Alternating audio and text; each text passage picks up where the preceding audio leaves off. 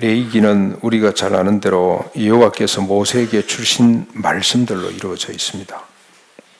17, 18, 19장 우리가 이번 주에 묵상한 내용인데요. 이 4장의 첫 절은 반드시 여호와께서 모세에게 말씀하여 이르시되 이스라엘 자손에게 이르라는 걸로 시작이 됩니다. 여호와께서 모세에게 말씀하여 이르시되 이스라엘 자손에게 이르라. 명령입니다. 일방적인 명령입니다. 17장 1절 2절에 직접 하나님이 명령이라고 밝혔습니다. 여호와께서 모세에게 말씀하여 이르시되 아론과 그 아들들과 이스라엘의 모든 자손에게 말하여 그들에게 이르기를 여호와의 명령이 이러하다 하라. 여호와의 명령이라고 밝히고 있습니다. 근데 여러 인간은 이런 류의 소통을 그렇게 좋아하지 않습니다. 싫어합니다.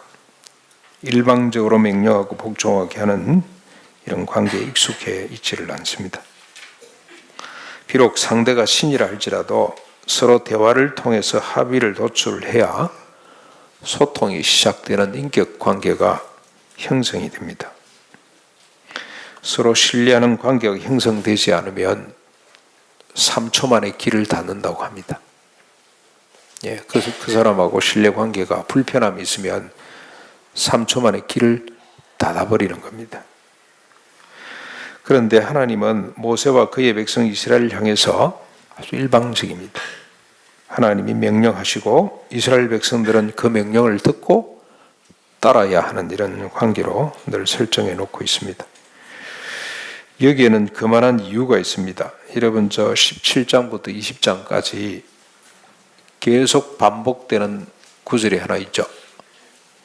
제가 세봤더니 22번이에요. 22번. 아마 더 될지도 모르겠습니다. 대충 세어보니까 22번 계속 반복되는 구절이 나오는데 나는 너희의 하나님이 여호와니라 하는 말씀입니다. 한 말씀 해놓고 나는 너희의 여호와 하나님이라.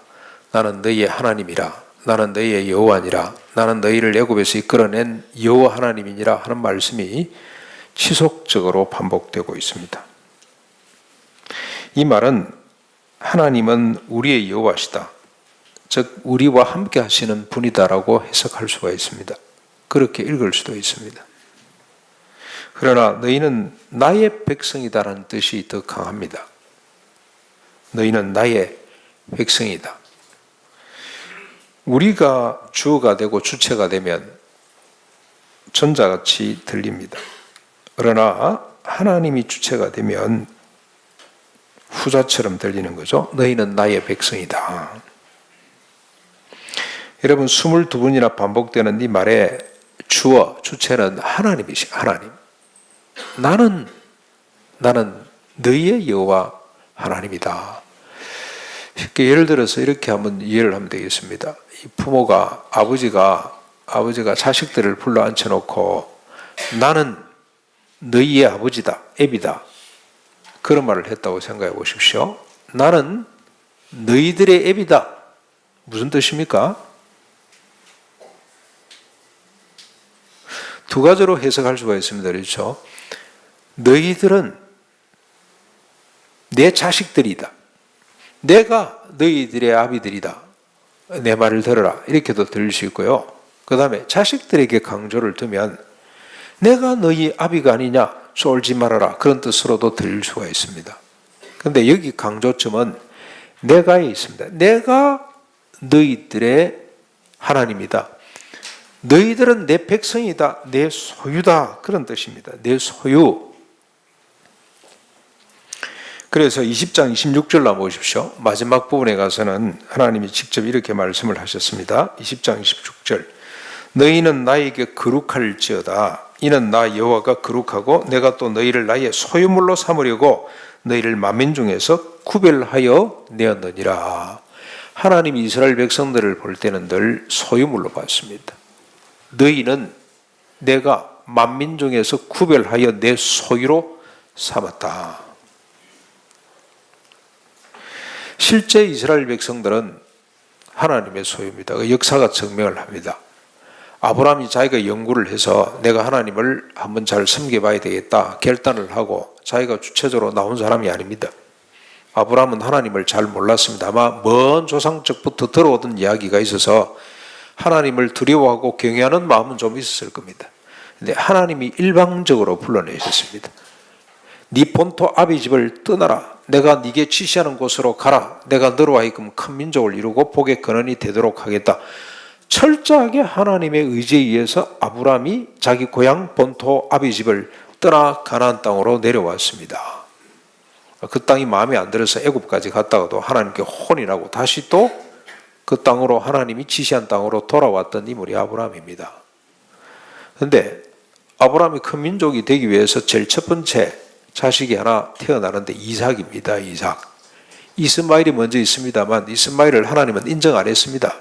그건 아니다 제껴놓고 이삭을 하나님의 약속의 후계자로 약속의 자녀로 주셨는데 그 이삭은 여러분 우리가 몇 번 늘 생각하는 거잖아요. 아브라함의 의지는 0.001%도 들어가 있지 않습니다. 순수 100% 하나님의 의지로 태어난 아들이 이삭입니다. 이삭은 하나님의 겁니다. 아브라함의 것이 아닙니다. 이삭은 에서한테 장자권을 주려고 했습니다. 그러나 하나님은 이미 어머니 태중에 있을 때부터 결정을 했습니다. 야곱에게 주기로. 왜 이런 일이 벌어지냐? 네 자식이 아니다는 겁니다. 내 의지로 만들어졌고 내 의지를 위해 존재하는 백성이라는 걸 가리키기 위해서입니다. 야곱은 자기 의지하고 상관없이 12명의 자식을 뒀습니다. 자기 의지와 상관없이 자기가 제일 사랑하던 아들을 잃어버렸습니다. 애굽의 종으로 팔려가도록 했습니다. 자기 의사와 상관없이 의지와 상관없이 그 아들 때문에 다시 애굽으로 몽땅 이사를 갔습니다. 자기 의지와 상관없이 430년 동안 종살이를 하다가 자기 의지와는 아무런 상관없이 거기에서 해방돼서 광야 40년 거닐다가 가나안 땅 약속의 땅으로 들어갔습니다. 자기 의지와 상관없이 산 인간입니다. 자기 의지대로 산 것이 아니고 하나님의 뜻대로 하나님의 의지대로 살았던 민족이 이스라엘입니다. 그래서 신명기 14장 2절에 이렇게 말씀을 했습니다. 너는 내 하나님 여호와의 성민이라. 여호와께서 지상 만민 중에서 너를 택하여 자기 기업의 백성으로 삼으셨다고 말씀을 했습니다. 이처럼 이스라엘 백성 한 사람 한 사람은 그리고 민족 전체는 온전히 하나님의 소유물이라는 뜻입니다. 하나님이 사랑하셨고 그리고 하나님의 자신의 뜻을 위해서 만드시고 이끄셨던 백성이자 개인들입니다. 그래서 이스라엘 백성들에게는 아주 몇 가지가 중요한 민족의 어떤 정체성이 있어야 되는데 첫 번째는 소명의식입니다. 소명의식, 목적의식. 그런데 그 전에 더 필요한 것이 있습니다. 그 전에 선결되어야 될 게 뭐냐면 소유의식, 하나님의 소유물이 됐다는 의식이 필요합니다. 하나님의 것이다, 우리는. 그래서 지금 계속해서 하나님이 나는 너희의 하나님 여호와니라 이렇게 반복해서 강조하시는 이유가 뭐냐면 너희들은 내 소유인이라, 내 백성이니라. 내가 너희들을 선택했고 너희들을 이끌어 이곳에 있게 한 자이니라 하고 주님이 강조하신 겁니다. 그럼에도 불구하고 하나님의 소유가 된다는 말, 하나님의 뜻을 위해서 우리가 존재하는 백성이라는 이 말은 뭔가 우리에게 큰 기쁨이 되지 못합니다. 시원치 못합니다. 뭔가 부담이 되는 말입니다. 그런데 이 말을 부정적으로 받아서는 절대로 안 됩니다. 얼마나 이 말씀이, 이 선언이 영광스러운 일인지 모릅니다. 예를 들어서 여러분 이런 겁니다. 만약에 박근혜 대통령께서 저한테 전화를 해가지고 목사님 내일 시간이 어떻습니까? 청와대 좀 들어와 주십시오. 우리 비서관을 보낼 테니까 그 차로 좀 들어오시면 그냥 통과할 수가 있습니다 하고 전갈이 왔어요. 그럼 제가 어떻게 했습니까? 밤잠을 설칠 겁니다. 무슨 일이 있어라 그러지? 라벤 넥타이를 매면 될까? 그런데 아마 이 연락을 받으면 바로 비서실에서 전화가 올 겁니다. 내일 몇 시 몇 분까지 어디로 오십시오. 옷은 무슨 색깔을 입으십시오. 악수할 때 손은 어느 강도로 잡으십시오. 넥타이는 나비 넥타이를 매면 안 됩니다. 이런 전갈이 올 것 같아요. 옛날 우리 김범일 교장님이 청와대 한 달에 한 번씩 농발이 위원장 할 때 가잖아요. 비서실에서 전화가 와요. 언제 어디까지 어떤 모습으로 오라고. 그럼 좀 있으면 비서실장이 직접 전화를 해요. 예, 교장님 무슨 말씀을 하실 겁니까? 물어봐요. 그럼 이런 보고를 할 겁니다. 그러면 그거는 좀 빼고 하시죠. 예, 그건 좀 강조해 주시죠. 조율이 됩니다. 그러고 들어가시더라고. 아마 그런 일이 벌어질 겁니다. 근데 제가 들어가서요. 앉았더니 환한 미소로 저를 맞이하면서 목사님 잘 아시다시피 공직사회가 허물어졌습니다. 산부 요인들 믿을 수가 없습니다. 입법, 행정, 사법 아무도 믿을 사람이 없습니다. 공직자윤리위원회 위원장을 맡아주십시오. 저 임기가 끝나더라도 5년 동안 맡아서 이 나라의 기강을 좀 세워주십시오. 그러면 제가 어떻게 하겠습니까? 물러나서 집에 와서 공직자 윤리가 뭔지 공부를 하고 우리 대통령의 의도가 뭔지를 간파를 하기 위해서 계속해서 찾을 겁니다. 그렇죠? 근데 그냥 직위만 주는 것이 아니고 저에게 권한도 줍니다. 기소할 수 있는 수사 기소권도 주고 대통령 집무실 바로 옆에다가 큰 방, 국무총리 방보다 더 큰 방을 주시고 거기다 예산까지 수십억 이렇게 지원을 주고 사람까지 붙여주면서 일을 감당해 달라고 했을 때 얼마나 영광스럽겠습니까? 가문의 영광이죠. 저 비석 뒤에다가 공직자윤리위원회 몇 년부터 몇 년까지 쫙 새겨넣고 우리 후손들은 10대, 20대 후손들도 우리 할아버지가 이런 사람이었다고 자랑스럽게 아마 성묘를 하러 올 겁니다. 근데 여러분 저 5대 할아버지, 고조 할아버지 무덤 아시는 분 있나요 여기? 저는 우리 아버지 이야기만 알아요. 북에 어디 가면은 그 우리 선산이 있었는데 거기 가면 있단다. 몰라요. 4대까지는 압니다. 제가 다행히. 가까이도 옮겨놨어요. 너무 멀어가지고. 모르잖아요. 그런데 이런 엄청난 칙을 하나 받아놓으면 항의정성 저 후손들이 지금 한 20대 되죠. 아직까지도 순번을 정해놓고 성묘를 하고 제사를 1년에 몇 번씩 드리더라고. 그런 일이 아마 벌어졌을 것 같습니다. 얼마나 영광스럽습니까? 오늘 하나님이 자기 소유로 삼고 우리에게 이런 책임을 주셨다. 이렇게 해주세요. 해라 하고 명령을 하셨다는 것은 여러분 저 일개 국가 대통령이 우리에게 책임을 주는 것하고는 상상할 수 없는 일이 벌어지는 겁니다. 지금.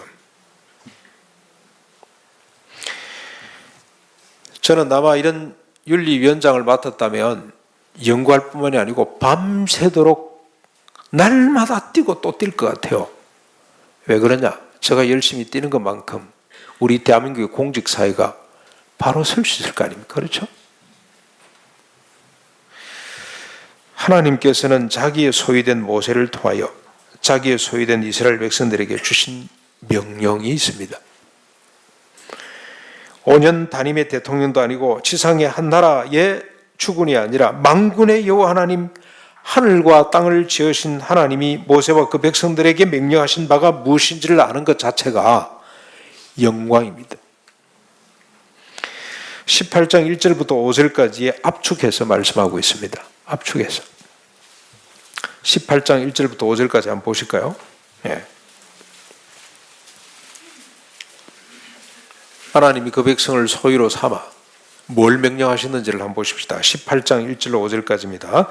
여호와께서 모세에게 말씀하여 이르시되 너는 이스라엘 자손에게 말하여 이르라. 나는 여호와 너희의 하나님이니라. 너희는 너희가 거주하던 애굽 땅의 풍속을 따르지 말며 내가 너희를 인도할 가나안 땅의 풍속과 규례도 행하지 말고 너희는 내 법도를 따르며 내 규례를 지켜 그대로 행하라. 나는 너희의 하나님 여호와니라. 너희는 내 규례와 법도를 지키라. 사람의 일을 행하면 그로 말미암아 살리라. 나는 여호와이니라. 정리하면 과거 너희가 거주했던 애굽의 풍속과 규례, 앞으로 너희가 들어갈 가나안의 풍속과 규례를 따르지 말라. 대신 내 법과 내 법도 내 규례를 지켜 그대로 행하라. 이렇게 압축할 수가 있습니다. 이렇게 해야 될 이유를 밝히고 있는데 여러분 5절에 보시면 사람이 이를 행하면 그로 말미암아 살리라. 산다는 말은 생명을 유지한다, 번성한다, 건강을 회복한다는 뜻이 이 단어 속에 다 들었어요. 그러므로 애굽과 가나안의 풍속과 규례를 따르지 않고 하나님의 법과 규례를 따르는 것은 곧 생명을 살리는 일입니다.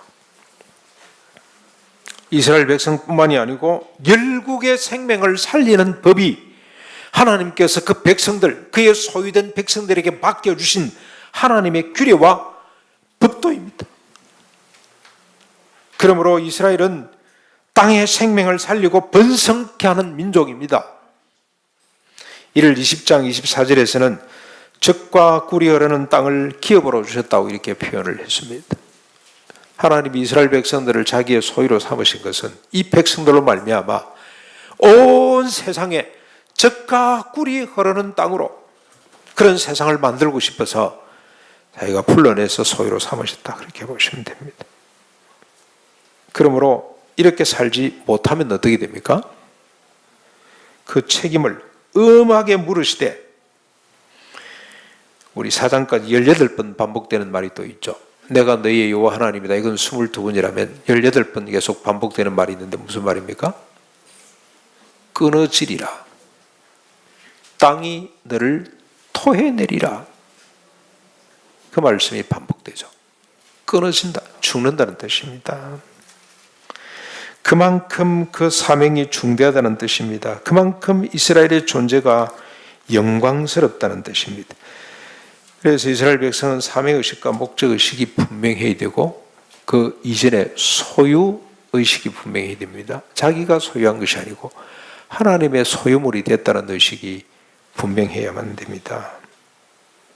이를 구체적으로 지켜야 할 여호와 하나님의 법과 규례들, 버려야 될 애굽과 가나안의 풍습과 규례가 무엇인지를 정리해야만 합니다.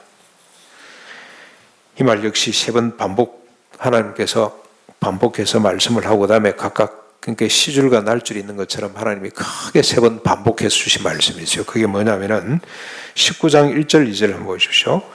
여호와께서 모세에게 말씀하여 이르시되 너는 이스라엘 자손의 온 회중에게 말하여 이르라. 너희는 거룩하라. 이는 나 여호와 너희 하나님이 거룩함이니라. 20장 7절 넘어가서 또 보시면 너희는 스스로 깨끗하게 하여 거룩할지어다. 나는 너희의 하나님 여호와니라고 말씀을 합니다. 20장 26절에도 너희는 나에게 거룩할지어다. 이는 나 여호와가 거룩하고 내가 또 너희를 나의 소유물로 삼으려고 너희를 만민 중에서 구별하였음이니라. 거룩입니다. 거룩해라. 거룩해라. 어느 정도로 거룩해야 됩니까? 하나님처럼 거룩해라. 아비가 자식을 닮아 있어야 되죠. 아비가 자식을 안 닮으면 안 됩니다. 유전인자를 그대로 갖고 있습니다. 부모의 유전인자를 절반 갖고 있지 않습니까? 부모를 닮아 있어야 되죠. 하나님의 백성, 하나님이 난 백성이기 때문에 하나님을 닮아야 되는데 하나님의 속성이 뭐냐? 거룩인데 그 백성들에게 거룩을 요구하십니다. 근데 이 거룩이 뭐냐? 거룩의 실체에 대해서도 너무나 분명하게 밝히고 있습니다. 거룩이라는 말은 잘못 들으면 모호한 말로 들릴 수가 있습니다. 그러나 그 거룩을 분석해 보면 아주 구체적으로 주님께서 거룩이 뭔지를 밝히고 있는데 하나님의 규례와 법도들입니다. 이걸 행함으로 거룩을 유지할 수가 있습니다. 거룩한 하나님의 백성이 될 수가 있습니다. 그 규례와 법도들을 한번 정리해 보면 여러분들이 매일 성경을 읽으시면서 이걸 정리하셔야 돼요. 야, 딱딱으로 넘어갈 것이 아니고 하나님께서 우리에게 뭘 요구하시는가? 뭘 요구하시는가? 하나님의 법도와 율례가 뭔가를 구체적으로 기록해보는 이런 습관을 좀 가졌으면 좋겠는데요. 크게 제목들만 제가 말씀을 드려볼게요. 가축, 도축법, 가축을 잡을 때 식용으로 잡든지 아니면 제사용으로 잡든지 가축을 잡을 때 피는 반드시 땅에 쏟아야 되고 제단에 뿌려야 됩니다. 피를 먹어서는 안 됩니다.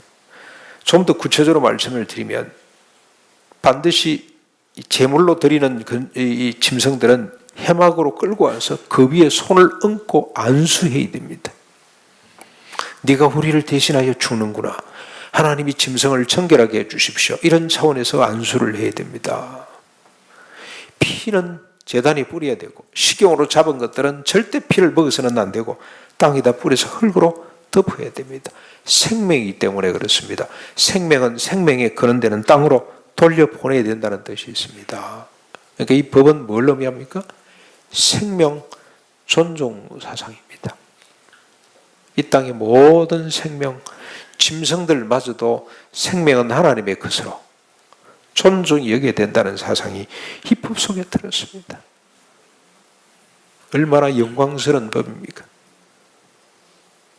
생명을 천시하던 시대, 애굽도 그랬고 가나안도 그렇고, 생명을 힘 있는 사람이 자기 무슨 물건처럼 취급을 하던 이때, 자기 소유물인 것처럼 취급하던 이때에 짐승 한 마리도 그냥 잡아서는 안 된다. 피를 받아서 그걸 땅에다 붓고 흙으로 덮는 그 의식들을 한번 생각해 보십시오. 얼마나 경건하겠습니까? 근친상간 금지법이 계속 나옵니다. 이게 재밌는 것은 하체를 범한다는 표현을 써요. 하체를 범한다. 그러니까 여러분 성적 인티머시를 갖는 것, 부부가 돼서 서로 우리가 이게 이 하나가 된다는 것은 육체적으로 하나가 되는 것을 말해요. 거기다가 다른 사람의 육체가 섞인다는 것은 있을 수가 없는 일입니다. 간음 음란 금지법 같은 말입니다. 몰렉 금지법, 이 우상 앞에다가 자식을 불 가운데로 통과시켜서 타 죽기도 하고 뭐 어떨 때는 뭐 살아나기도 하고 뭐 어떻게 절차는 어떤지 잘 모르겠습니다만 하여튼 인신제사법이라고 이렇게 보시면 되겠습니다. 동성연애 금지법이 있습니다. 여러분 이 법 정신이 오늘 이 시대도 필요하다는 생각이 저는 많이 듭니다. 얼마 전에 며칠 전이죠. 서울대학교 총학생장이 자기는 동성연애자라고 공포를 했어요. 근데 총회청장이 됐습니다. 그 친구가 지금 무슨 법을 하나 지금 입법 절차에 들어가 있냐면 학교법이죠. 동성연애 차별금지법. 앞으로 서울대학에서 동성연애 가지고 시비를 걸면 학칙에 위배가 돼서 퇴학당할지도 모릅니다. 수간금지법, 짐승 숫자, 간음할 간자. 부모 공경법이 있습니다. 부모 공경법. 이 법을 좀 더 구체적으로 들어볼 필요가 있다. 부모를 공경해라. 뭐 그건 이렇게만 해놔도 우리가 알아서 해야 됩니다. 부모를 공경한다. 부모가 용돈이 모자란다. 노후 대책이 제대로 안 돼 있다. 그러면 책임을 지는 겁니다. 제가 이게 우리 효도 어버이 주일까지 기다리려고 했는데 제가 한번 점검을 해봐야 될 게 있습니다. 여러분 우리 젊은 사람들 부모에게 용돈 드립니까? 용돈? 예?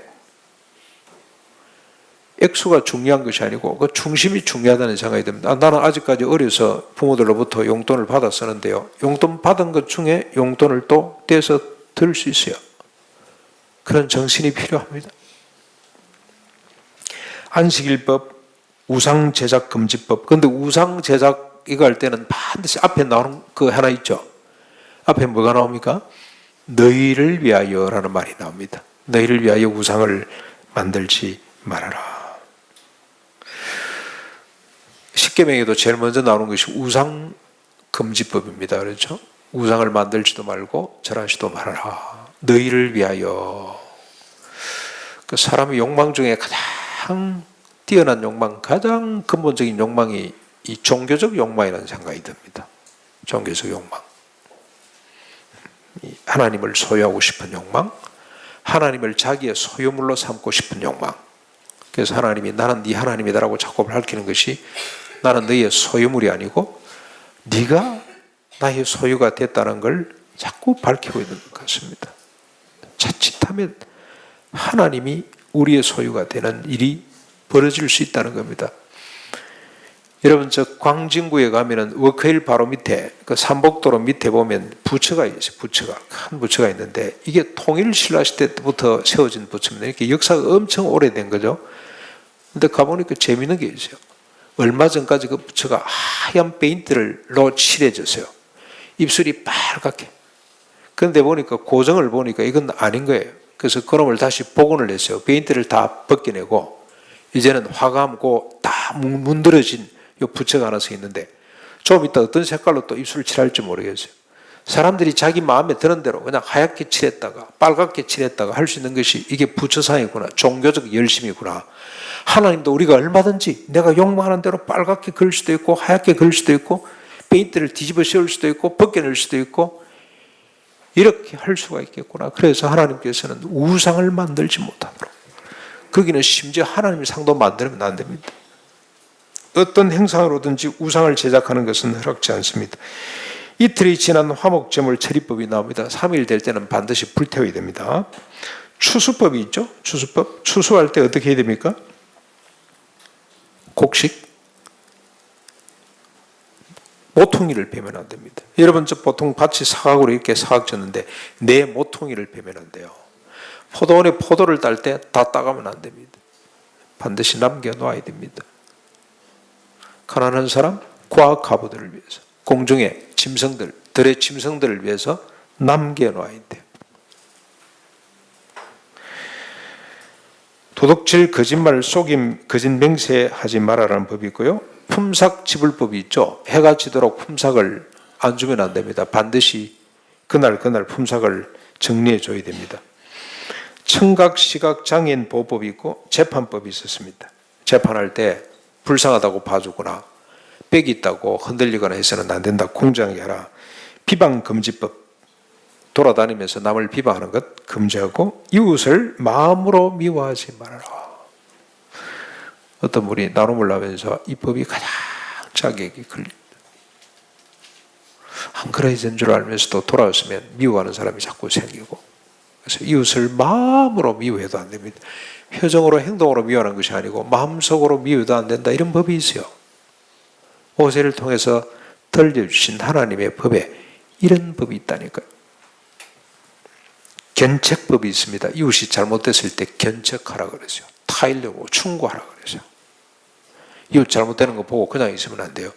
자식들이 용돈을 안 드리는 자식들을 보면 타일려야 된다니까요. 그러면 안 된다고? 용돈을 챙겨 드리라고? 그렇게 해야만이 그 자식이 나중에 벌을 받을 때 같이 벌을 받지 않는다. 원수 갚기 금지법, 원수를 갚지 말아라 법이 나옵니다. 동포 원망 금지법, 미워하는 수준이 아니고 원망하는 것도 금지합니다. 같은 동족끼리 동포끼리는 미워해서도 안 됩니다. 이 법대로 하면 우리가 북한을 미워하는 것 절대로 용납이 안 되는 법입니다. 이웃사랑 법, 혼합교배 금지법, 이 파종, 혼합 파종, 이 씨를 섞어서 뿌리는 것, 지금으로 치면 유전 조작하는 것 안 됩니다. 여종 추행 방지법, 여종들을 마음대로 그냥 자기 부속물로 생각해서 추행을 하면 안 된다. 과목 결실법이 있습니다.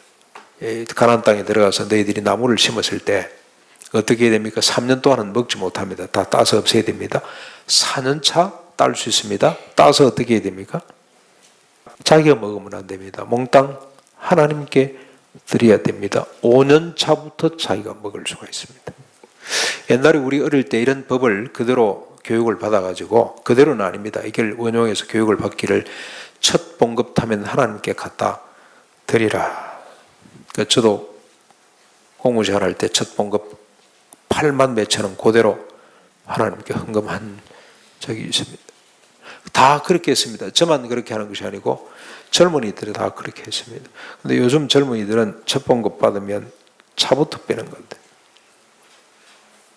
조금 자기를 위해서 이 중심이 필요합니다. 중심. 그런데 이 성경이면은 과목은 1년치를 몽땅 하나님께 다 드려야 돼요. 1년 농사 아닙니까? 그렇죠? 가수원 갖고 가지고 3년까지는 먹지도 못해요. 열매가 충실하지 않습니다. 떼는 것이 좋습니다. 그건 버리는 것이 좋습니다. 그래야 나무가 빨리 뿌리를 내릴 수가 있습니다. 이게 전부 다 이게 과학이라는 게 하나님으로부터 나온 거 아닙니까? 과학적 근거가 다 있을 겁니다. 그리고 중심입니다. 하나님, 이것이 하나님의 것입니다. 하나님께로부터 왔습니다. 하나님이 땅을 주시고 하나님이 생명을 주셨습니다. 하나님께 먼저 바치는 것이 옳습니다. 그러니까 우리 청년 여러분, 앞으로 여러분이 직장 잡으면 첫 봉급 어떻게? 하나님께 1년치 다 드리면 더 좋겠어. 주님, 1년 제가 직업 없는 셈 치겠습니다. 그러면 1년 사이에 그 청년의 마음이 어떻게 될까요? 하나님을 경외하는 마음이 정말로 뿌리 깊게 자리를 잡게 될 것 같습니다. 그러면서 하나님 말씀대로 살려고 최선을 다하는 사람이 되고 결국 그 사람 때문에 세상이 복을 받는 역사가 나타나게 될 줄로 믿습니다. 술책금지법 두발 이 마음대로 잘라서 안 되고, 여러분 애국 사람들처럼 가난한 사람처럼 두발을 그렇게 해서도 안 되고, 문신금지, 창녀금지, 음행금지, 신접한 박수 추종금지, 노인공경법, 거류민 존중법, 이 해외 근로자들입니다. 그렇죠? 요즘으로 치면 우리 이방인들을 그다음에 공정한 저울 추를 사용하는 것, 몰래 신접한 자 무당금지법. 여러분, 우리 교인 가운데 그런 분이 계세요. 믿음이 아주 약한 분입니다. 이사를 동쪽으로만 가야 되는 분이세요. 동쪽으로만. 동서남북 네 방위 중에 한쪽만으로 가야 되는 사람이죠. 우리 교인 가운데 이런 분이 있어요. 같이 우리가 서로 참 나누면서 위로하고 격려했습니다만 9수를 조심해야 되는 분이세요. 9년이 되면 9년 무슨 2019년 된다거나 59살이 된다거나 이때 공연히 불하신 분이세요. 그래서 이러면 안 되는데 워낙 그 집안이 불교 집안이고 또 아버님께서 아마 주역을 좋아하셨던 것 같아요. 그래서 9수 조심하거라. 아버지 그 필요 없어요. 그런데도 불구하고 늘 마음에 그게 걸리는 겁니다. 실제로 자기 동생은 39또 죽기도 했답니다.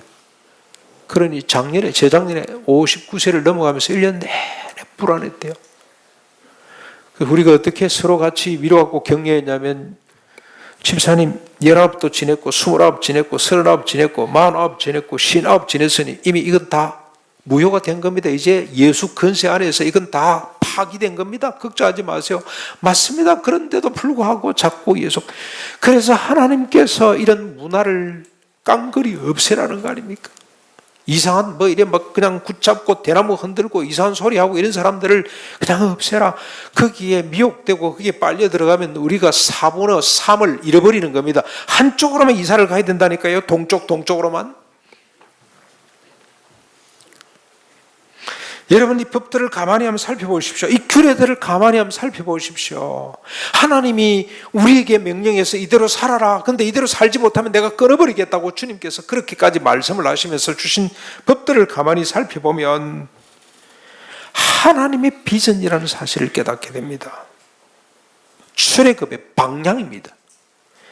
억압과 착취, 분열과 분쟁이 가득한 세상을 나눔과 연합의 세상으로 만들어 갈 수가 있습니다. 약육강식의 세상을 모든 사람이 짐승까지도 아름다운 밀로 배를 채우면서 행복하게 살 수 있는 세상을 만드는 법이 그 백성들에게 주신 법입니다. 음란하고 물란한 개인과 세상을 순결하고 깨끗한 개인과 세상으로 변혁시킬 수 있는 것이 이게 출애굽의 목적입니다. 그래서 여러분, 사랑하는 두려의 성도 여러분, 출애굽은 해방만을 의미하지 않습니다. 야, 해방됐다, 그것만을 의미하지 않습니다. 새로운 세상을 만들려는 하나님의 명령입니다. 이게 더 중요합니다. 거룩한 개인과 세상을 만들려는 하나님의 비전이 출애굽입니다. 우리는 나온 것만 감사하고 좋아하고 끝내버리는데 그거 아닙니다. 그건 시작일 뿐입니다. 시작. 더 중요한 것은 방향입니다. 하나님의 비전을 품고 그 방향으로 나아가는 것이 훨씬 더 중요한 일입니다. 이스라엘 백성들의 입장에서는 그들이 달려가야 할 영광스러운 삶의 목적입니다. 이 표대를 향해 다른 박질 선수처럼 달려가야만 됩니다. 그래서 하나님은 이스라엘 백성들에게 땅도 집도 심지어는 하나님을 섬기는 집, 성전마저도 필요한 만큼만 가지도록 하셨습니다. 필요한 만큼이라는 것은 이 표대를 향해 달려가는데 방해되지 않을 만큼만 가지라는 뜻입니다. 박태환 선수가 이번에는 그분이 리우올림픽 가서는 메달도 하나도 못 따고 그냥 이제 끝나는구나 이런 생각이 들었습니다만 얼마나 참 훌륭한 선수입니까? 박태환 선수 늘 나올 때마다 가만히 보면 헤드폰을 끼고 뭐 노래를 들어가면서 이렇게 옷을 입고 가방을 들고 이러고 오잖아요. 옷을 몇 개나 입고 가방을 들고 끙충충 이러면서 옵니다. 근데 아마 음악을 들으면서 자기 심리 치료를 하는 것 같습니다. 예, 이 심리, 이 앞에 경기를 앞두고 심리 안정을 위해서 아마 그런 게 필요한 모양입니다. 근데 스타트 선에 올라가면, 좀 출발선에 올라가면 헤드폰을 끼고 있습니까? 벗어놓고, 추리닝도 다 벗어놓고, 팬티 하나만 입고, 머리, 이건 또 써야 되니까, 머리를 쓰고, 안경 하나 끼고, 물 밖에 있을 때는 필요 없습니다. 그러나 물 안에 들어가면 안경 하나 딱 끼고, 세 가지입니다. 머리, 이거는 머리카락 때문에, 이건 뭐 또 오염시킬 수 있기 때문에 써야 되고, 물 안경, 이거는 눈을 뜨고 목표를 바라보기 위해서는 꼭 필요하고, 팬티 하나만 있으면 돼요. 나머지는 하나도 같지 않습니다. 다 없앱니다. 표대를 향해 달려가도록. 그래서 하나님께서는 성전마저도 크게 치지 못하도록. 그보다 더 중요한 것이 뭐냐? 하나님이 주신 법대로 사는 겁니다.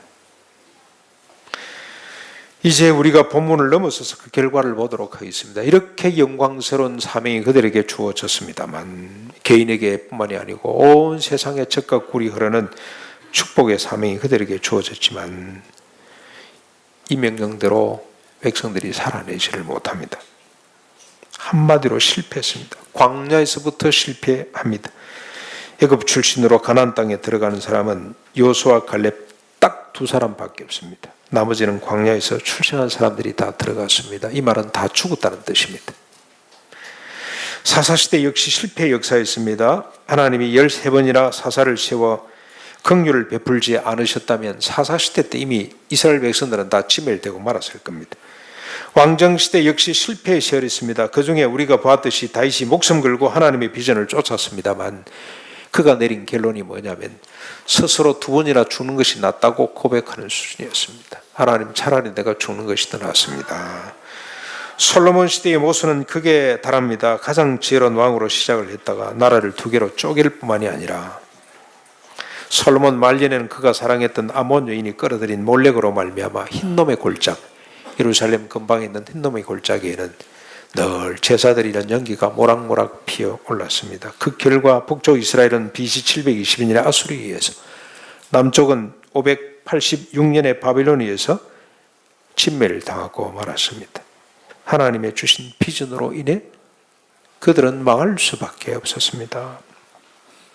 하나님도 이를 아셨습니다. 그 백성들이 지키지 못할 것을 아셨습니다. 그럼에도 불구하고 이 규례와 법도를 주시고 이 명령과 비전을 주신 이유가 뭐냐?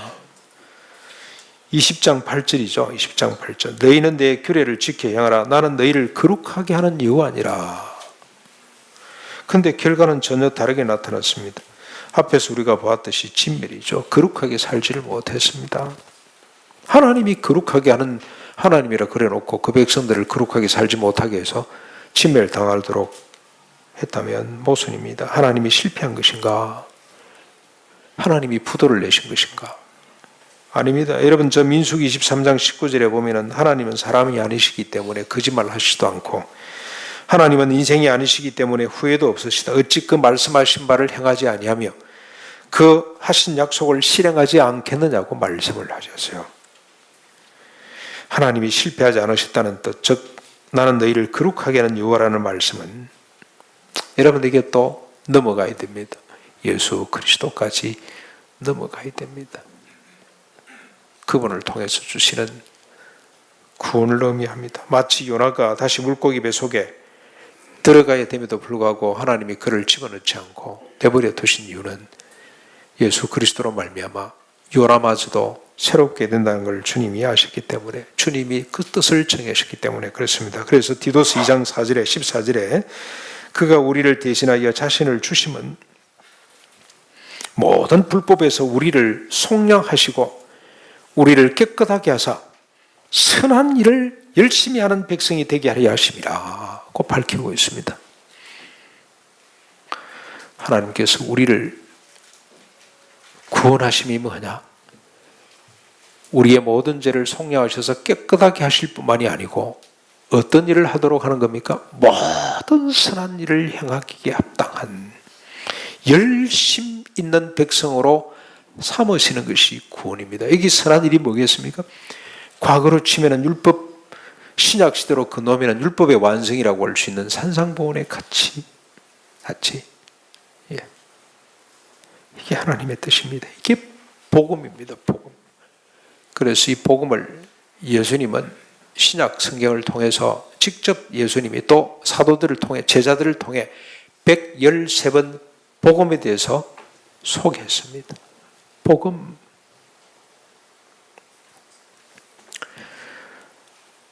제가 만약 박근혜 대통령이 실제로 저를 불러서 공직윤리위원회 위원장을 맡아주십시오. 그러면 제가 어떻게 대답을 할 것 같습니까?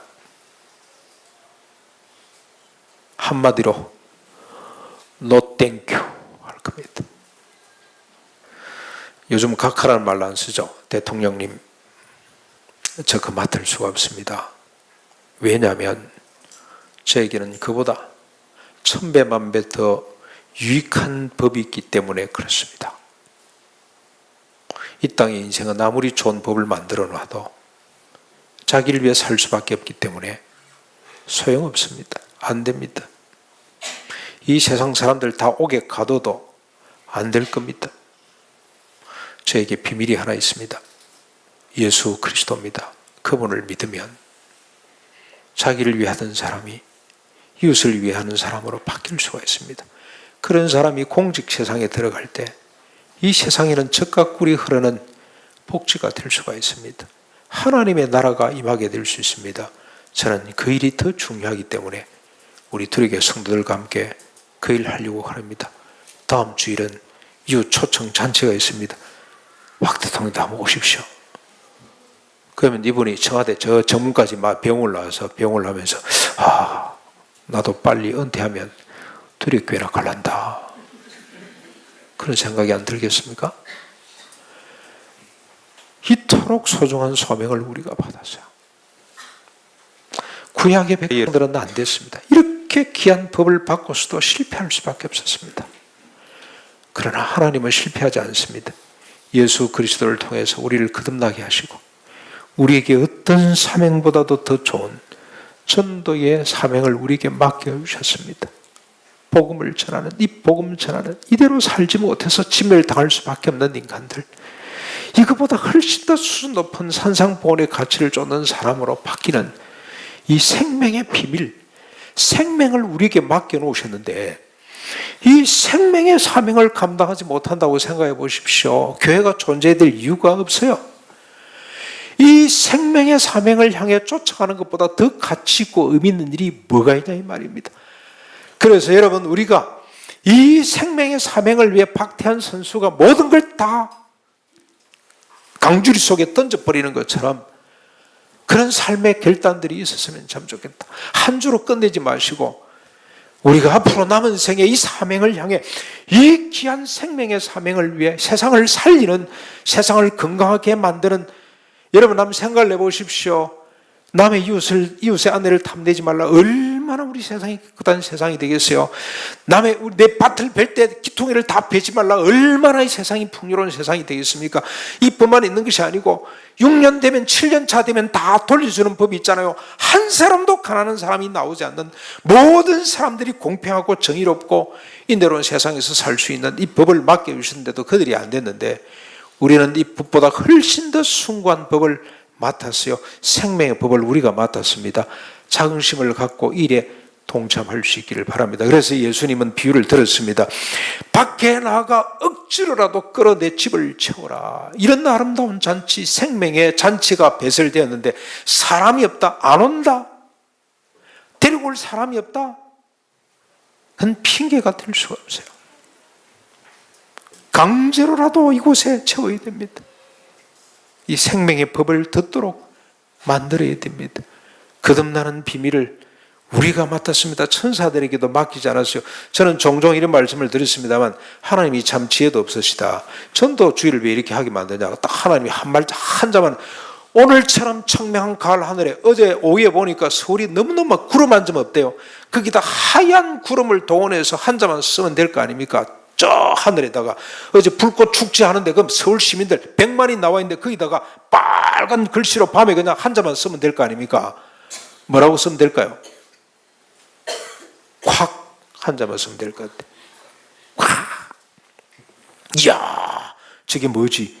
하나님이 쓰셨단다. 저 무슨 뜻이냐? 예수 안 믿으면 콱 된단다. 죽는단다. 예수 안 믿으면 지옥 간단다. 한자만 쓰면 될 거 아닙니까? 예수 믿으면 천국 간다. 예수 제자 한자만 써도 될 것 같은데 그렇게 안 하시는 이유가 뭘까요? 하나님의 손가락으로 우리를 이 세상 가운데 보내신 거 아닙니까?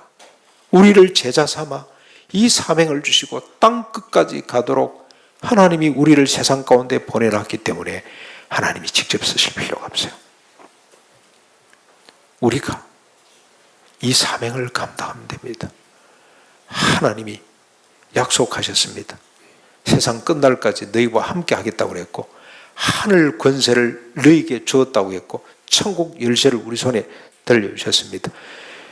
이번에 여러분 일이라도 참여하실 수 있기를 바랍니다.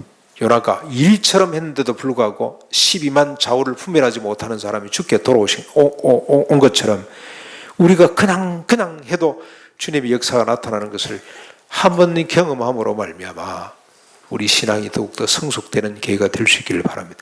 여리고성을 무너뜨리면서 아이성을 무너뜨리면서 그들이 하나님을 발견하고 하나님의 사람으로 변해갔던 것처럼 여러분 이 귀한 잔치에 여러분이 주역이 되셔서 하나님의 역사를 경험하고 우리가 하나님 앞에 영광 돌릴 수 있는 하나님의 사람들로 성숙해 갈 수 있기를 간절히 축원합니다. 우리 말씀을 생각하면서 516장 찬송 드리겠습니다.